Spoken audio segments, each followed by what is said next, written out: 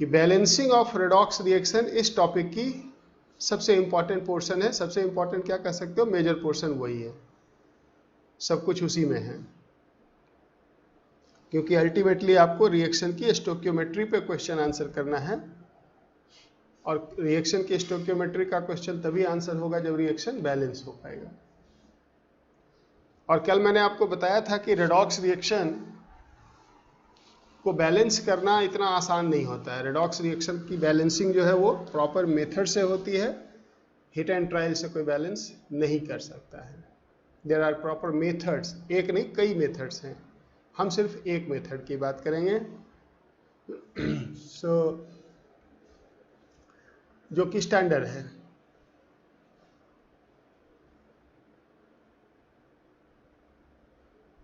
Balancing of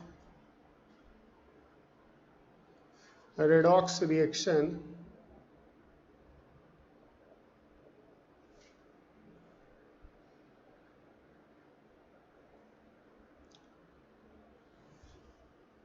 redox reaction को balance करने का, जैसा मैंने कहा कि कई मेथड्स होते हैं, और सब ध्यान से सुनना, नहीं तो हर बात पे बोलोगे रिपीट करो। ये आसान नहीं होता है, थोड़ा मुश्किल होता है, लेकिन एक बार सीखने की जरूरत है। एक बार सीख लिया। बोलो जल्दी बोलो बेटा, स्वाति डाउट बोलो।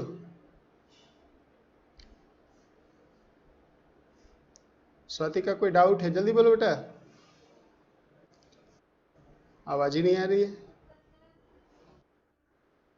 ऑडियो नहीं आ रही है proper, no audio, no audio. हाँ बोलो ना, डाउट बोलो ना। अब आ रही है आवाज, फिर आवाज ही नहीं आ रही प्रॉपर। तुम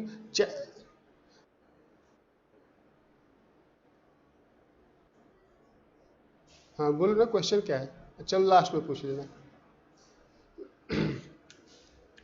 तो जैसा मैं बता रहा था कि बैलेंसिंग ऑफ रेडॉक्स रिएक्शन के लिए बच्चे प्रॉपर मेथड हैं। हर मेथड के कुछ लिमिटेशन है, हर मेथड्स में कुछ ना कुछ कमी है, इसलिए वेरियस मेथड्स में जाने की जरूरत नहीं है। एक मेथड जो कि मॉडर्न मेथड है, जो कि लेटेस्ट मेथड है, जिसमें कि कोई एक्सेप्शन नहीं है, हम उसकी बात करेंगे।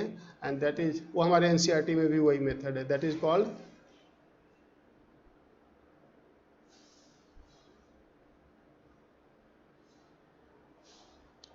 Ion electron method, balancing of redox reaction by ion electron method।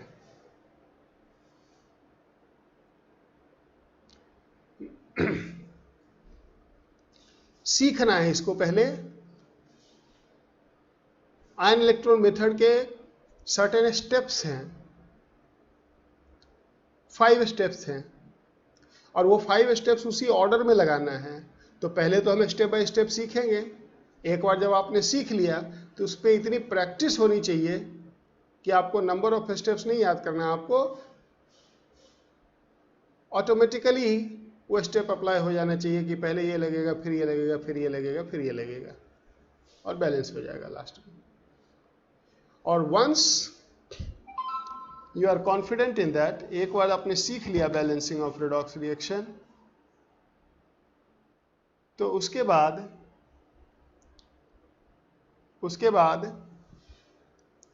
And में, लास्ट में मैं आपको एक अपना मेथड बताऊंगा, लेकिन वो शुरुआत में नहीं बता सकता, वो बिल्कुल मेरा मेथड है, और उस मेथड से दुनिया के किसी भी रेडॉक्स रिएक्शन को 5 सेकंड में हम बैलेंस कर सकते हैं।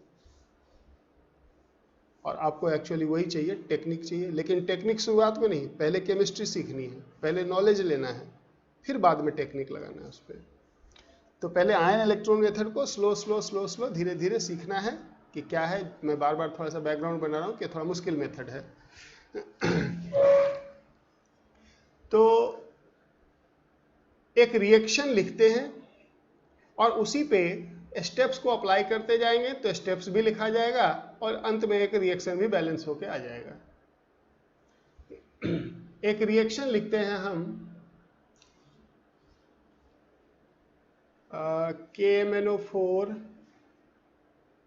Plus K2C2O4 plus H2SO4 gives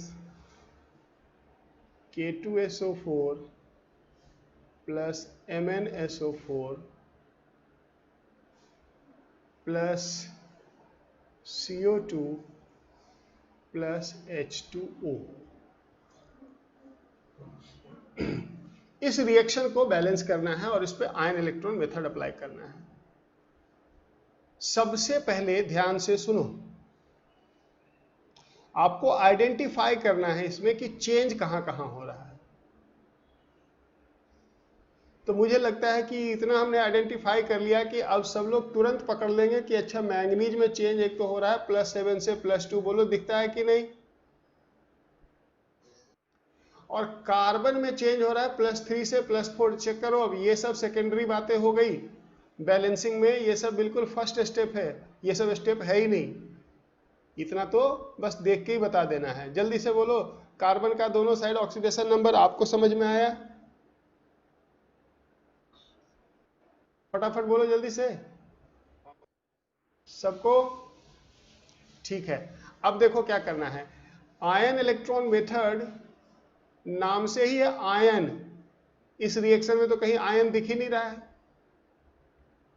तो आपको क्या करना है बच्चे, ये एक न्यूट्रल रिएक्शन है।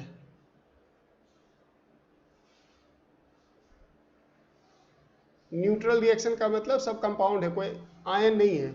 आपको इसको आयोनिक फॉर्म में लिखना है, आयोनिक फॉर्म में लिखना है। और आयनिक फॉर्म में लिखते समय उन आयंस को ड्रॉप कर देना है जिसमें चेंज नहीं होता, जैसे पोटेशियम आयन। अब पोटेशियम में कभी चेंज सुना है क्या? वो तो +1 ही होता है हमेशा। अरे होता है कि नहीं? तो उनको छोड़ देना है जिसमें चेंज नहीं हो रहा है, और इसलिए हम पोटेशियम को छोड़ देंगे। लेकिन मैंगनीज और ऑक्सीजन को अलग नहीं करना है, कहेंगे ये कंपाउंड है पोटेशियम परमैंगनेट, ये कंपाउंड 2 आयन से बना है, पोटेशियम आयन एंड इसको बोलते हैं बच्चे परमैंगनेट आयन। ये पूरा इकट्ठा एक आयन है, जैसे सल्फेट आयन एक आयन है, सल्फर ऑक्सीजन को अलग नहीं करना है उसमें से। समझा ना सबने? तो हमने क्या करना है, आयनिक रिएक्शन में लिखते समय पोटेशियम को छोड़ देना है। तो बच क्या जाएगा हमारे पास, MnO4 माइनस। ये चार्ज वगैरह बिल्कुल नहीं भूलना है, बच्चा MnO4 लिख देता, चार्ज छोड़ देता। ऑनेस्टली बताओ मैंने कैसे लिखा, ये पता चला ना? प्लस, अब देखो इसमें से भी पोटेशियम को छोड़ देंगे, तो पोटेशियम को छोड़ देंगे तो बचेगा क्या हमारे पास, C2O4 2 माइनस। चार्ज इंपॉर्टेंट है, चार्ज नहीं छूटना चाहिए। सब बताओ जल्दी से, ऑक्सीलेट पे -2 चार्ज दिखता है ना, क्योंकि 2 पोटेशियम है, 2 पोटेशियम पे +2 तो ऑक्सीलेट पे -2। ठीक, अच्छा।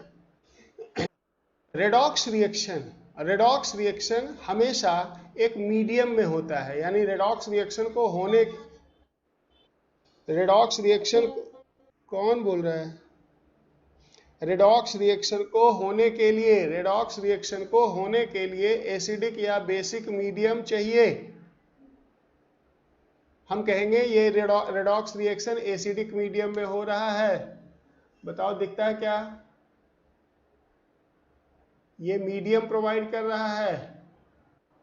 तो मीडियम को आयनिक रिएक्शन में नहीं लिखना है, यानी कि लेफ्ट साइड से रिएक्शन में सिर्फ आयनिक में कन्वर्ट करते समय यही 2 लिखेंगे जो मैंने लिखा है।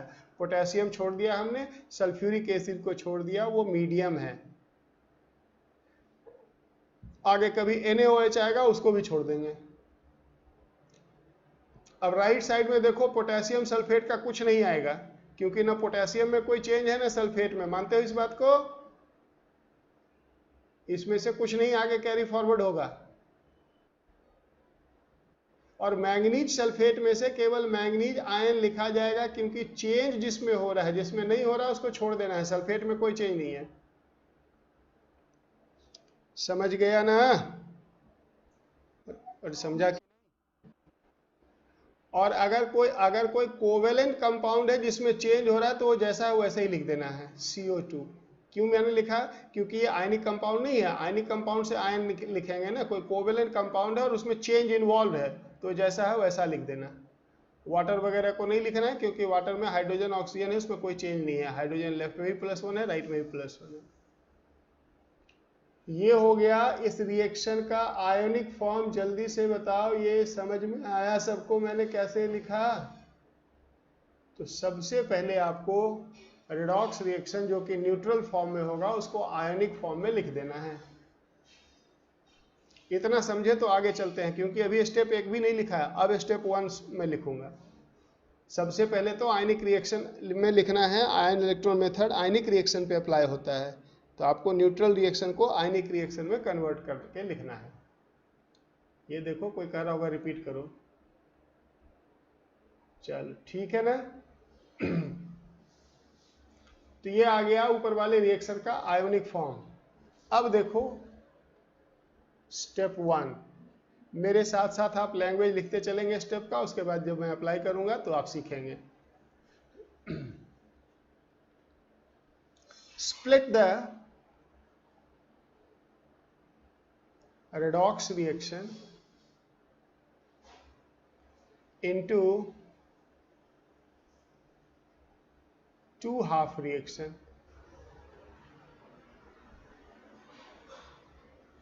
and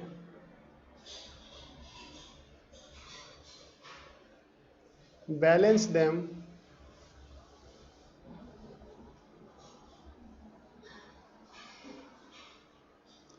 independently।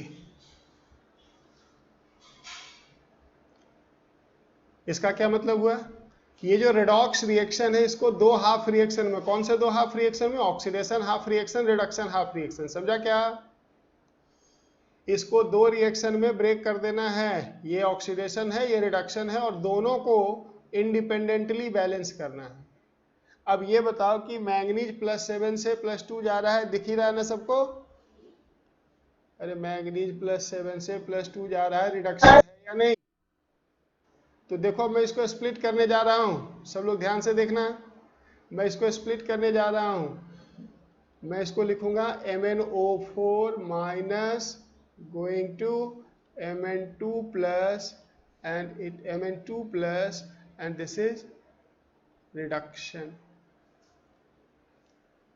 कार्बन देखो +3 से +4 जा रहा है, देखो ऑक्सीडेशन, तो मैं लिखूंगा C2O4 2 minus going to CO2 which is oxidation. तो ये हमने रेडॉक्स रिएक्शन को 2 हाफ रिएक्शन में ब्रेक कर दिया, reduction and half reaction and oxidation half reaction, और इसे अब दोनों को 2 अलग अलग रिएक्शन मानते हुए हम पहले बैलेंस करेंगे। इतनी बात क्लियर है? अब देखो स्टेप 2, ये कहता है balance the elements other than hydrogen and oxygen, यानी कि दोनों रिएक्शन में हाइड्रोजन ऑक्सीजन को छोड़ के बाकी एलिमेंट को इक्वल कर देना है। गुड गुड, दोनों रिएक्शन में हाइड्रोजन ऑक्सीजन को छोड़ के बाकी सबको बैलेंस कर देना है। तो देखो फर्स्ट रिएक्शन में तो ऑक्सीजन के अलावा एक ही एलिमेंट है मैंगनीज, दोनों साइड एक एक है, बैलेंस है ऑलरेडी, अरे है या नहीं? लेकिन सेकेंड रिएक्शन में ऑक्सीजन के अलावा, हाइड्रोजन ऑक्सीजन के अलावा कार्बन है और दोनों साइड में नंबर ऑफ कार्बन इक्वल नहीं है, तो क्या करना है हमें क्या करना है ये मालूम चला सबको? अरे कार्बन हाइड्रोजन ऑक्सीजन को छोड़ के बाकी एलिमेंट को बैलेंस कर देना है, इक्वल कर देना है, हाइड्रोजन ऑक्सीजन को छोड़ देना है। तो हाइड्रोजन ऑक्सीजन को छोड़ के फर्स्ट वाले में मैंगनीज था, वो तो ऑलरेडी एक एक है दोनों साइड में। सेकंड वाले में कार्बन था, तो दोनों साइड दो चाहिए था ना, हमने कार्बन को इक्वल कर दिया। अब आ जाओ स्टेप नंबर 3 पे, सबसे क्रूशियल स्टेप नंबर 3 और 4 है, बाकी सब छोटे छोटे स्टेप है। थर्ड एंड फोर्थ स्टेप जिसको समझ में आ गया रेडॉक्स रिएक्शन में, वो अनबीटेबल हो जाएगा। थर्ड क्या कहता है, जरा ऐसा सुनना,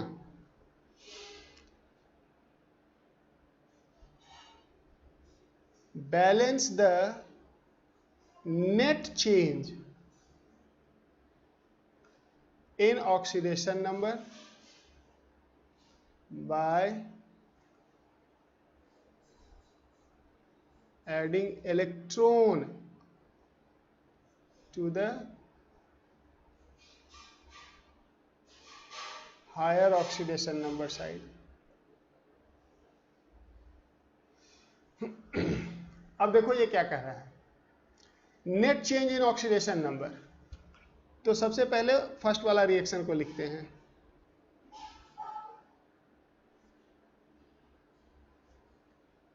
अब चेंज तो सिर्फ मैंगनीज में हो रहा है बच्चे, ये तो पता है सबको। अरे हो रहा है कि नहीं? मैंगनीज में चेंज हो रहा है ना, इसमें ऑक्सीजन में थोड़ी चेंज हो रहा है, मैंगनीज में चेंज हो रहा है। कहां से कहां जा रहा है मैंगनीज? अरे कहां से कहां जा रहा है मैंगनीज? +7 से +2 जा रहा है कि नहीं? तो चेंज कितने का हुआ? 5 का। तो डिफरेंस के बराबर इलेक्ट्रॉन ऐड करना है हायर ऑक्सीडेशन नंबर साइड में। बोलो कितना इलेक्ट्रॉन कहां ऐड करें?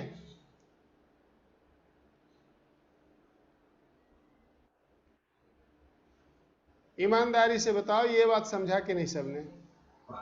किसी को नहीं समझ में आए तो थोड़ा रफ वर्क कर लेगा, वो अलग से ऐसे लिख लेगा कि अच्छा ये वाला इधर जा रहा है, अच्छा ये 7 से 2 का चेंज है, तो डिफरेंस आ गया 5 का, इसलिए इधर 5 इलेक्ट्रॉन ऐड करना है। समझा ना? ये बात समझ में आई सबको? अब जरा सेकंड वाला रिएक्शन में यही काम करना है। C2O4 2 minus going to CO2। अब देखो, अगर हम कार्बन की बात करें तो लेफ्ट साइड में कार्बन +3 है, चेक करो जल्दी से। राइट साइड में कार्बन +4 है, चेक करो। सबको दिखा क्या? तो डिफरेंस कितने का बच्चे?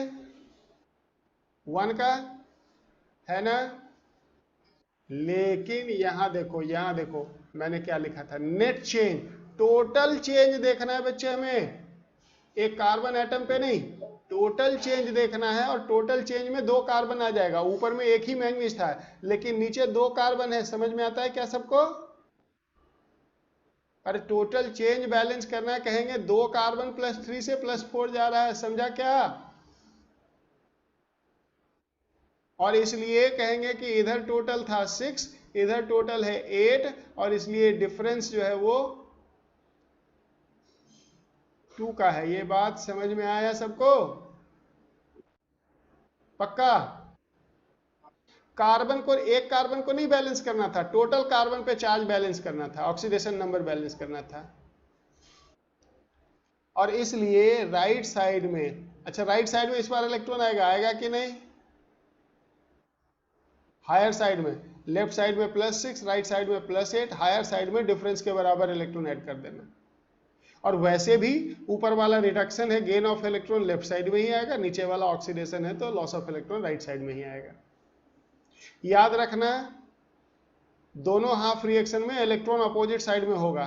कभी भी एक साइड सेम साइड में इलेक्ट्रॉन आए तो समझ लो कि गलती हम में है, रिएक्शन में नहीं है, हम अपनी गलती ढूंढेंगे। ये ऑक्सीडेशन नंबर बैलेंस करना बच्चों को आ गया क्या?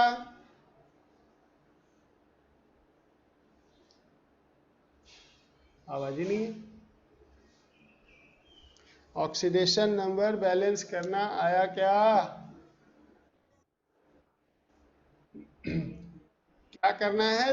पहले वो एलिमेंट ढूंढना है जिसमें चेंज आ रहा है, फिर देखना है उसका नंबर कितना है लेफ्ट साइड में, जितना है उस पे टोटल चार्ज निकाल लेंगे और फिर देखेंगे कि फाइनली वो कहाँ गया, डिफरेंस के बराबर इलेक्ट्रॉन हायर साइड में ऐड कर देना है। ये है स्टेप नंबर 3। अब आ जाओ स्टेप नंबर 4। स्टेप नंबर 4 वो इससे भी डेंजरस है। गुड गुड गोविंद, लगे रहो। स्टेप नंबर 4 ये और खतरनाक है, लेकिन ये लास्ट है, चार्ज बैलेंस। अब चार्ज को बैलेंस करना है।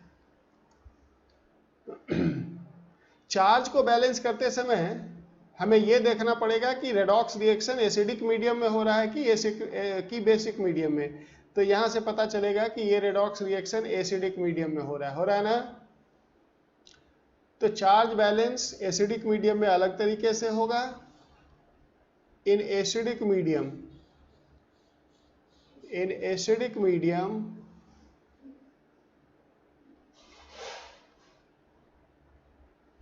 balance the excess positive charge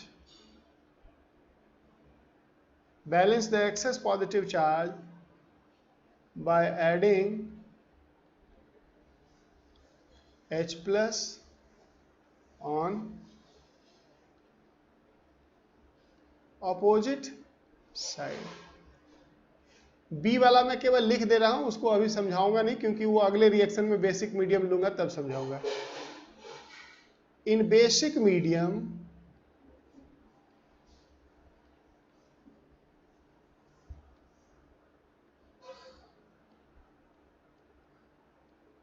balance the excess negative charge by adding hydroxide ion on opposite side। फिलहाल कंसंट्रेट करो एसिडिक मीडियम पे। अब जरा मैं उन रिएक्शन को फिर से लिख रहा हूं, उसको फिर से कॉपी पेस्ट कर रहा हूं। देखो बाद में तो हम एक ही स्टेप में सब 5 के 5 स्टेप लगा देंगे, लेकिन अभी मैं हर स्टेप को स्प्लिट कर करके ब्रेक कर करके दिखा रहा हूं आपको। अब देखो फर्स्ट वाला रिएक्शन है 5 इलेक्ट्रॉन प्लस MnO4 माइनस, यहां तक हम पहुंच चुके हैं Mn2 प्लस। रुको यहां पे। अगर मैं आपसे पूछूं लेफ्ट साइड में कुल कितने चार्ज हैं टोटल, लेफ्ट साइड में कुल कितने चार्ज, अरे जल्दी बोलो ना। -6, साइन के साथ बोलेंगे चार्ज, -6। राइट साइड में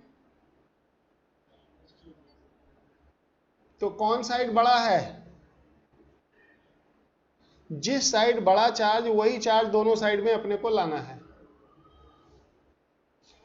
जिस साइड में हायर चार्ज होगा वही चार्ज अपने को दोनों साइड में लाना है। यानी कि अब लेफ्ट में भी अपने को +2 करना है, समझ गए ना। तो लेफ्ट में +2 करने के लिए +8 करना पड़ेगा। -6 में +8 करोगे तभी +2 आएगा ना। तो +8 का मतलब अपने को 8H+ ऐड करना पड़ेगा। अब देखो दोनों साइड चार्ज बैलेंस हो गया, चेक करो,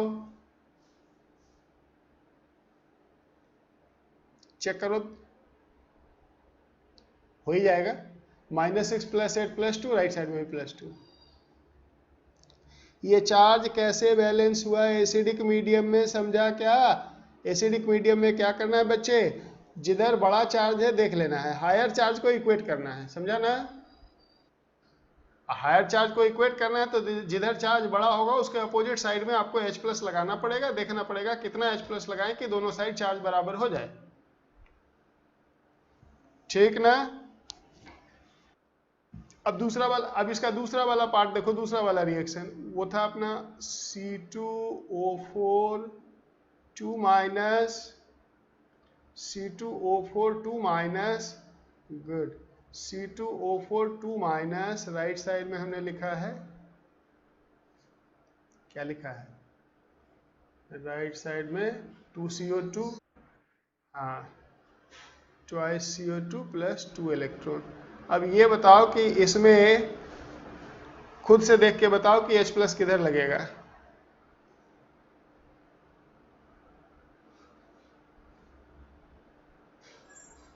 अरे नलायकों, किधर भी नहीं लगेगा, चार्ज पहले से ही बैलेंस है इसमें, दोनों साइड में -2 है। हाँ, तो जब पहले से ही बैलेंस है तो उसको कुछ नहीं करना है, बैलेंस नहीं है तब करना है ना। अगर पहले से ही बैलेंस है तो उसको अनबैलेंस थोड़ा कर देना है। तो ये स्टेप समझ में आया सबको ना। अब लास्ट स्टेप, आखिरी step, number 5,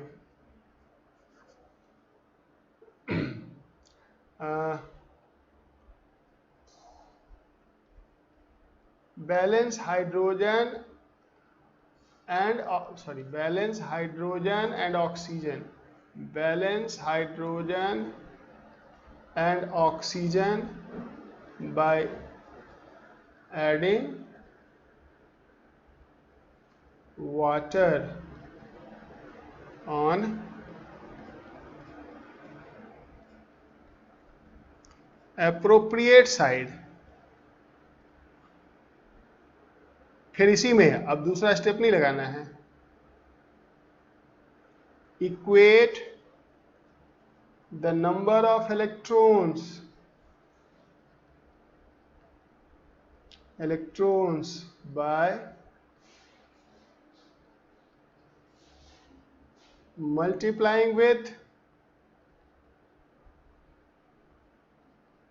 smallest constant and add them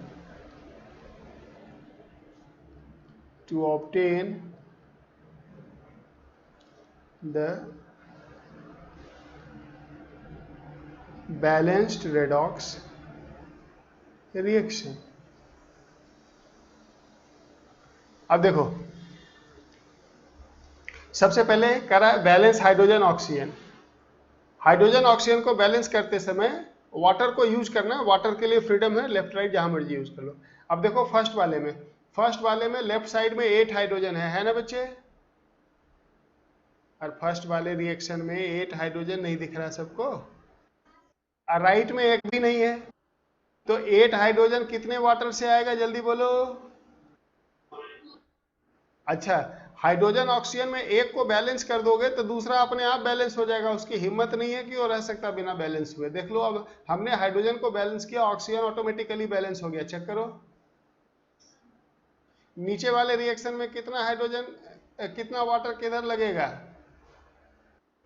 किधर भी नहीं लगेगा, पहले से ही बैलेंस है hydrogen oxygen.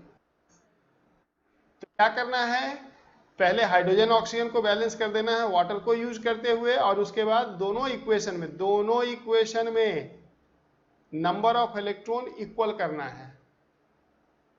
Number of electron equal करना है। इक्वल करने के लिए क्या करना है, कांस्टेंट फैक्टर से मल्टीप्लाई करना है। तो देखो 5 और 2 में कोई कॉमन फैक्टर नहीं है, तो मैं क्या करूंगा, मैं इसको 5 से और इसको 2 से मल्टीप्लाई करूंगा। सुन रहे हो,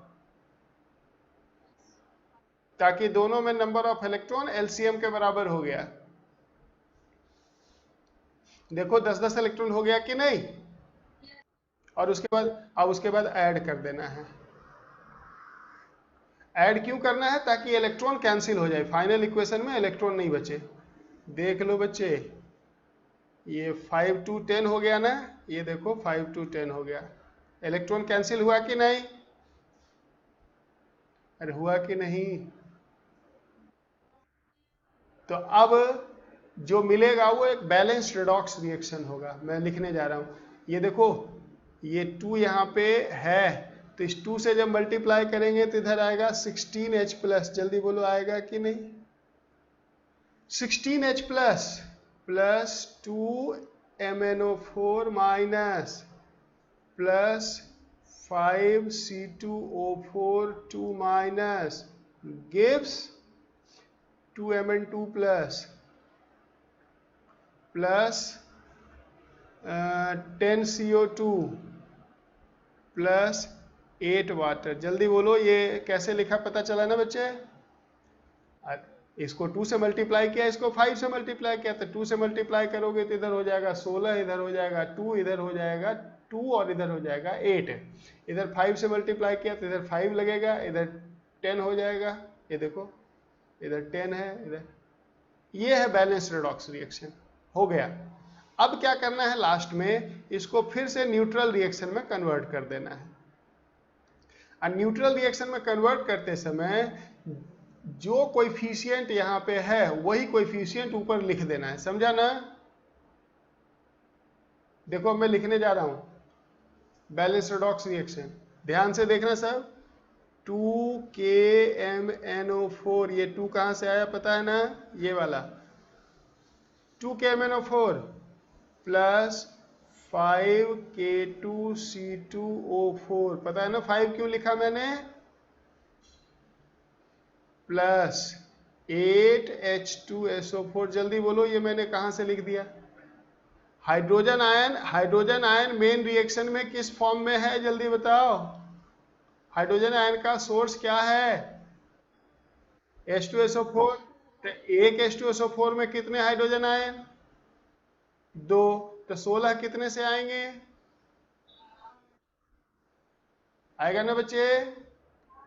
हाँ, तो 8H2SO4। लेफ्ट की कहानी तो हो गई। अब जरा राइट में देखो, राइट में क्या करना था अपने को, बस कोएफिशिएंट देख देख के लिखते जाना है। राइट में आएगा 2MnSO4 plus 10CO2 plus 8H2O।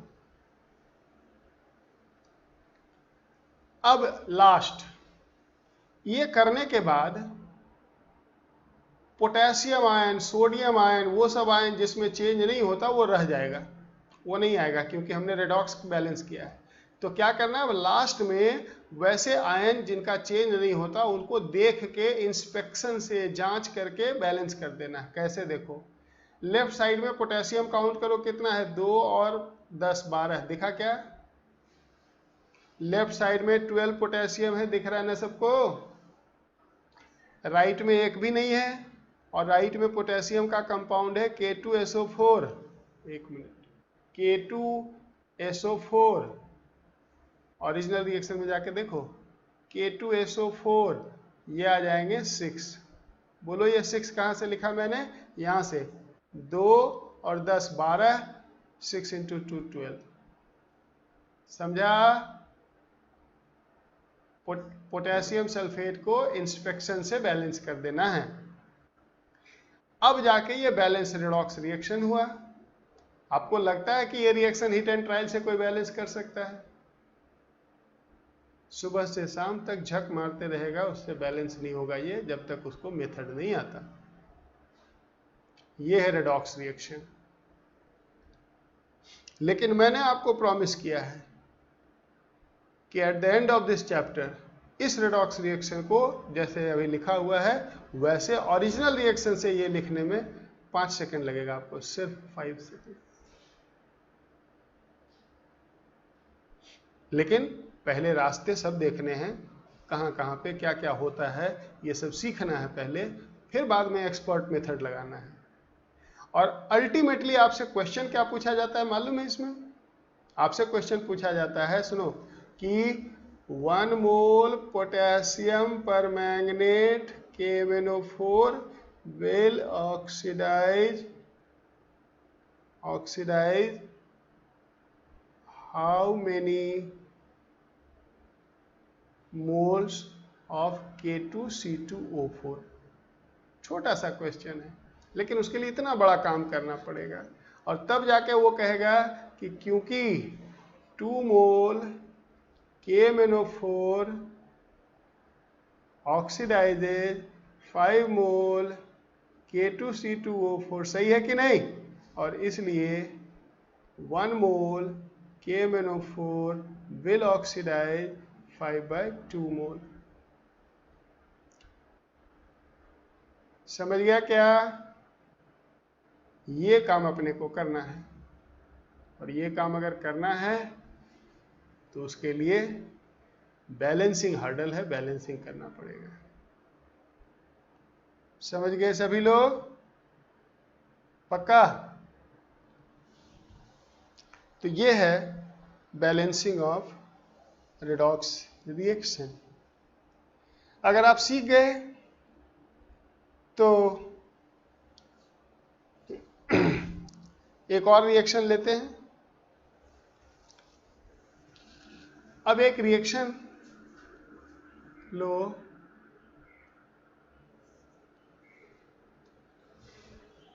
Reaction है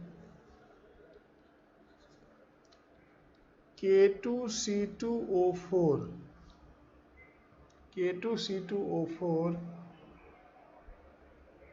प्लस, नहीं K2C2O4 रहने दो, K2Cr2O7 plus N2O plus H2SO4 gives K2SO4 plus HNO3 plus Cr2SO4 whole 3 plus water। ये है रिएक्शन। इसको हम चाहते हैं बैलेंस करना। आप पहले मुझे सिर्फ ये बताओ कि चेंज कहाँ कहाँ हुआ है। ये तो बहुत आसान काम है।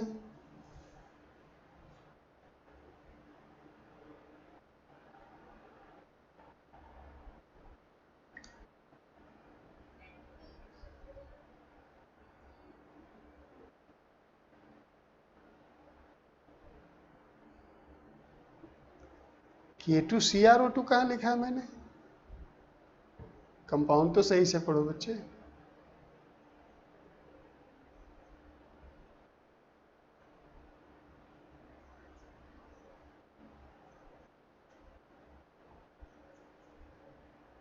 जल्दी बताओ कहाँ कहाँ चेंज है। क्रोमियम में कहाँ से कहाँ जा रहा है ऑक्सीडेशन नंबर? क्रोमियम, हाँ बोलो बोलो, सही बोल रहे हैं।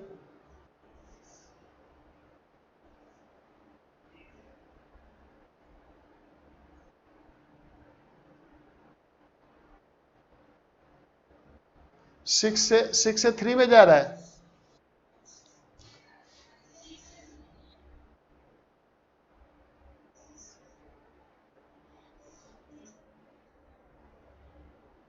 सिक्स से 3 में जा रहा है पक्का?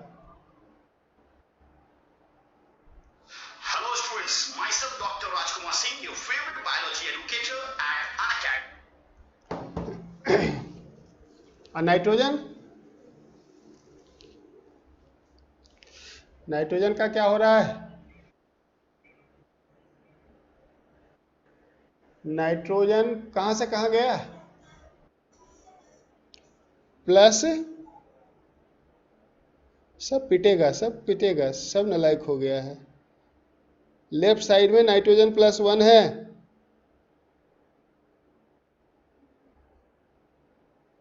और 2 नाइट्रोजन पे +2 है ना। क्रोमियम का +6 है, नाइट्रोजन +1 है, इधर क्रोमियम +3 है और नाइट्रोजन +5 है। तो क्रोमियम का हो रहा है रिडक्शन, नाइट्रोजन का हो रहा है ऑक्सीडेशन। ठीक, अब इसको लिखना है आयनिक फॉर्म में।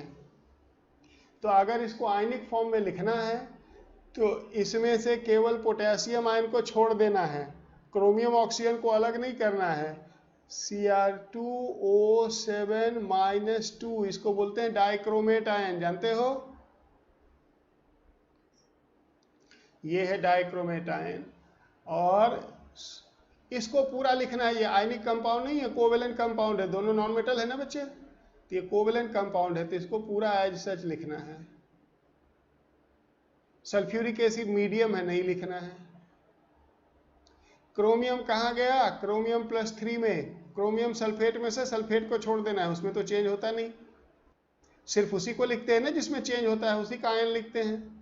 और दूसरा इसके साथ लिखेंगे नाइट्रेट आयन, समझा क्या सभी लोग?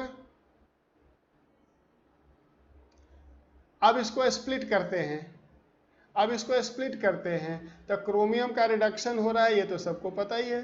तो लिखेंगे Cr2O7 2- गोइंग टू 2Cr3। थोड़ा फास्ट हाथ चलाएंगे, देखो मैंने पहले ही फर्स्ट स्टेप लगा के ही लिख रहा हूं मैं। Balance the element other than hydrogen oxygen. मैंने 2 क्यों लिखा पता है ना, 2 क्रोमियम है इधर लेफ्ट में। और फिर मैं लिखूंगा थोड़ा सा स्पीड देंगे, N2O gives 2NO3 माइनस। पता है ना मैंने क्यों लिखा 2, क्योंकि balance the element other than hydrogen oxygen. तो मैंने क्रोमियम बैलेंस कर दिया पहले ही लिखते ही समय, नाइट्रोजन भी बैलेंस कर दिया। इतना आपने समझा तो मैं आगे चलूं। अब जरा मैं देखो रफ वर्क करके कुछ दिखा रहा हूं, ध्यान से सुनना। क्रोमियम +6 से +3 जा रहा है, सही है, लेकिन अपने को सिर्फ उतना ही नहीं देखना है, देखना है एक टोटल चेंज। तो टोटल चेंज में 2 क्रोमियम जा रहा है, +6 से +3 जा रहा है कि नहीं, जल्दी बोलो। अपने को एक एटम का चेंज नहीं देखना है, टोटल चेंज देखना है। तो टोटल चेंज में लेफ्ट में 2 क्रोमियम है, राइट में 2 क्रोमियम है, तो 2 क्रोमियम पे चेंज देखना है। और 2 क्रोमियम पे चेंज जो है वो 6 का है, दिखता है क्या, +12 से +6।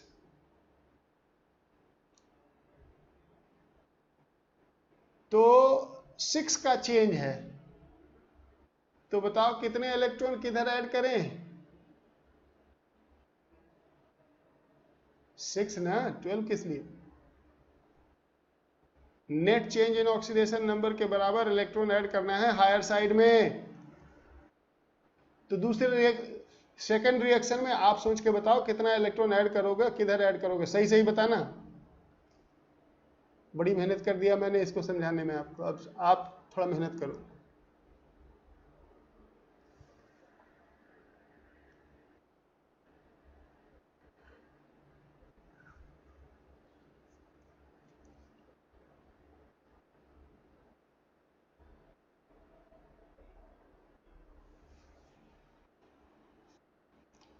सोच समझ के बताना।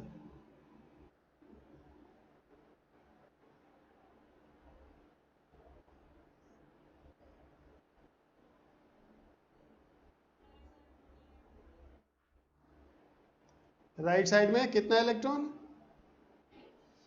अब इतना तो तय है कि इलेक्ट्रॉन तो राइट में ही लगेगा, क्योंकि लेफ्ट में तो लगा चुके हैं।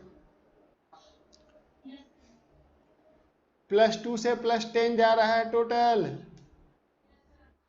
नाइट्रोजन +1 तो है, लेकिन 2 नाइट्रोजन है, और इधर 2 नाइट्रोजन पे ही जा रहा है, +5 जा रहा है ना बच्चे।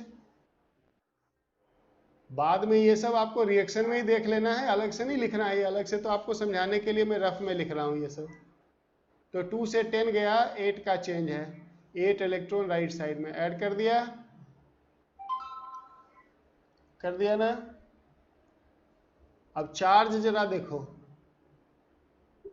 मीडियम एसिडिक है। ऊपर वाले रिएक्शन में लेफ्ट साइड में टोटल चार्ज बताओ कितना है, लेफ्ट साइड में टोटल चार्ज, लेफ्ट साइड में टोटल चार्ज डाइक्रोमेट वाले रिएक्शन में कितना है, -8। और राइट साइड में +6। अरे 2 × +3 +6 नहीं दिखता। तो लेफ्ट में -8, राइट में +6, बड़ा कौन, +6। तो दोनों साइड +6 करोगे ना, तो लेफ्ट साइड में -8 को 6 करने के लिए 14 जोड़ना पड़ेगा कि नहीं। तो ये बताओ कि इधर अपने को 14 हाइड्रोजन आयन लगेगा कि नहीं, चेक कर लो। अब देखो दोनों साइड चार्ज बैलेंस हो गया ऊपर वाले रिएक्शन का, चेक करके देखो।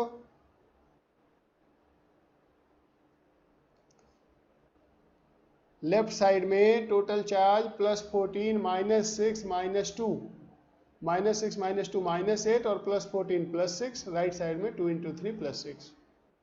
क्या करना है, हायर जिस साइड में चार्ज ज़्यादा है वही वाला चार्ज दोनों साइड लाना है।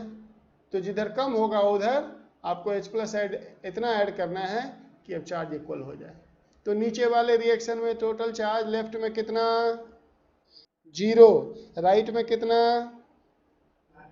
-10, -10 ना, 2 नाइट्रेट है ना, -10। तो राइट में है -10, लेफ्ट में है 0, कौन बड़ा, 0 या -10, जीरो। तो दोनों साइड जीरो करना पड़ेगा ना, तो -10 को जीरो करने के लिए +10 उसमें लाना पड़ेगा कि नहीं? अरे लाना पड़ेगा ना, तो कहाँ से लाऊं +10? देखो चार्ज बैलेंस हो गया, दिखा क्या? सेकंड वाले रिएक्शन में चार्ज कैसे बैलेंस हुआ ये दिखाई पड़ा सबको?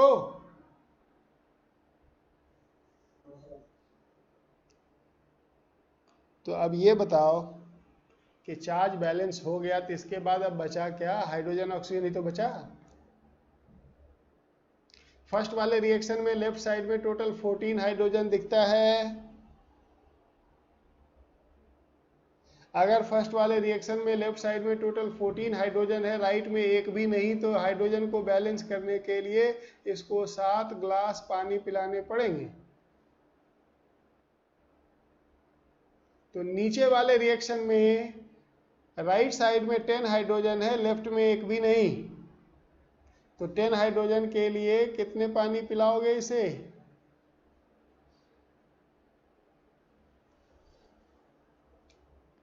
बताओ, हाइड्रोजन बैलेंस हो गया? हो गया कि नहीं? अब देखो लास्ट स्टेप, इलेक्ट्रॉन को इक्वल करना है। ऊपर 6 इलेक्ट्रॉन है, नीचे 8 इलेक्ट्रॉन है। बताओ किससे किसको कैसे कैसे मल्टीप्लाई करें कि इलेक्ट्रॉन बराबर हो जाए?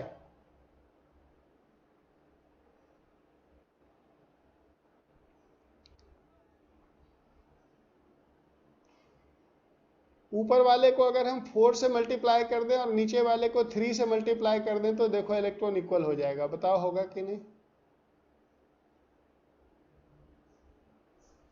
हे भगवान, अरे बाबा, 8 और 6 का एलसीएम 24 होता है प्रभु। तो 24 लाने के लिए क्या करना पड़ेगा? 24 लाने के लिए ऊपर वाले रिएक्शन को 4 से और नीचे वाले को 3 से मल्टीप्लाई करना पड़ेगा। स्मॉलेस्ट फैक्टर होना चाहिए। तो 8 और 6 का एलसीएम लोगे तो इसका एलसीएम आ जाएगा 24, यानी कि दोनों में 24 इलेक्ट्रॉन लाना है। तो 6 है तो उसको 4 से मल्टीप्लाई कर दो, 8 है तो 3 से मल्टीप्लाई कर दो। देखो इलेक्ट्रॉन इक्वल हो जाएगा। हो जाएगा कि नहीं? आज लगता है सबको सांप सूंघ गया। सब कहाँ है, सब क्या है? अब इलेक्ट्रॉन इक्वल हो गया तो ऐड कर ले। जब ऐड करेंगे तो इलेक्ट्रॉन कैंसिल हो जाएगा दोनों में। ऊपर वाले से शुरू करो लिखना। 4 डाइक्रोमेट, 4 डाइक्रोमेट। अब देखो हाइड्रोजन आयन दोनों रिएक्शन में है, ध्यान से देखना। हाइड्रोजन आयन दोनों रिएक्शन में है। अरे बोलो है या नहीं? तब नेट हाइड्रोजन आयन लिखना पड़ेगा। नेट हाइड्रोजन आयन ऊपर वाले में देखो हाइड्रोजन आएगा 14 × 4 56। दिख रहा है क्या? अरे बाबा, 14 को 4 से गुना करेंगे तो 56 होगा ना। नीचे वाले में देखो हो जाएगा 3 × 10 30। तो नेट लिखना है। ऊपर वाले में लेफ्ट में है 56, नीचे वाले में है 30। तो बताओ कि लेफ्ट में कितना बचेगा? 26 बचेगा। अरे दिखा क्या? अरे बाबा, ये सब 7वीं 8वीं क्लास में पढ़ते थे। 4 × 14 56, 3 × 10 30। ऊपर में 56 लेफ्ट में है, नीचे में राइट में है 30। तो डिफरेंस के बराबर ही बैलेंस करके लिखोगे ना। प्लस अब देखो नीचे वाले से आ जाएगा 3N2O प्लस, अब ध्यान से सुनो, 3 × 5 15 वाटर इधर है, अब 4 × 7 28 वाटर इधर है। इसलिए वाटर लेफ्ट में नहीं आएगा, राइट में आएगा। आएगा कि नहीं? बाबा 15 वाटर लेफ्ट में, 28 वाटर है राइट में, तो 13 वाटर राइट में ही आएगा ना finally. Gives 4 × 2 8 Cr + 3 plus 3 into 2 6 NO3 minus plus 13 H2O। अच्छा 13 क्यों लिखा है पता है ना, 4 7 जा 28 और 3 5 जा 15। ये आ गया बैलेंस्ड रेडॉक्स रिएक्शन। अब ये कोएफिशिएंट डालना है ऊपर वाले रिएक्शन में, ओरिजिनल रिएक्शन में। किसमें? इसमें। तो बताओ कि कोएफिशिएंट जब डालेंगे तो 4 डाइक्रोमेट तो 4K2Cr2O7 प्लस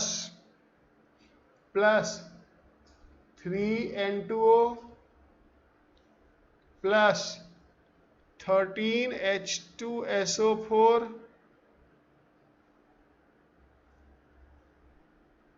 होगा ना। अरे 13 कहां से लिख रहे हैं पता है?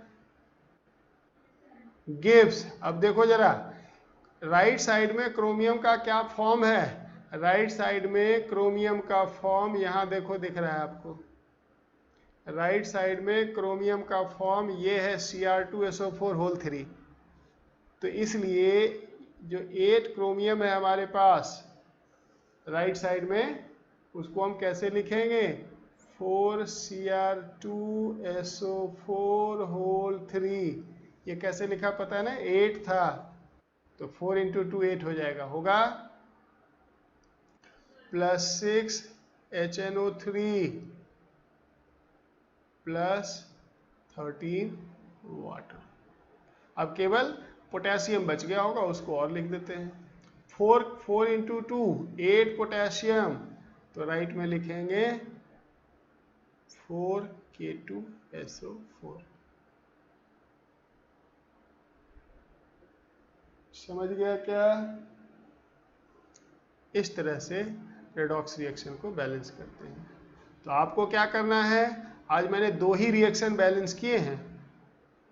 इन दोनों रिएक्शन को अगर कम समझ में आया है तो रिपीट देखो, 2 बार देखो, 3 बार देखो, 5 बार देखो, तब तक देखो जब तक समझ में नहीं आता है। क्योंकि अगले लेक्चर में अब ये स्पीड में बैलेंस हो रहा होगा। आज सिर्फ मैंने आपको सिखाया है स्टेप्स। अब अगले स्टेप में इसको, अगले लेक्चर में हम इसको प्रैक्टिस करेंगे। समझ गए ना बच्चे? चलो ठीक है बच्चे, चलो मैं अभी इसका भी, हाँ रिकॉर्डिंग अभी इसका डाल देता हूँ आपको। ठीक है बच्चे। प्रथमेश ने हैंड रेज किया है, बोलो प्रथमेश। कुछ पूछना है क्या बच्चे? एक बार